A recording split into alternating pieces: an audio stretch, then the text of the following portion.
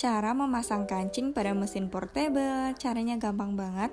Pertama kita lubangi dulu untuk lubang kancingnya, lalu kita tandain untuk posisi kancing yang akan dijahit. Lalu setelah itu kita pasang sepatu khusus untuk lubang kancing. Untuk setelan mesinnya ini pilih di zigzag, lalu untuk lengthnya di angka 1 dan widthnya itu di angka 4. Setelah kancingnya di bawah sepatu, tinggal kita injek aja pedalnya, sekitar 7 atau 8 jahitan udah cukup. Oh iya, widthnya itu tergantung jarak antara lubang kancingnya ya, semakin lebar itu semakin angkanya semakin besar. Dan ini dia hasilnya, semoga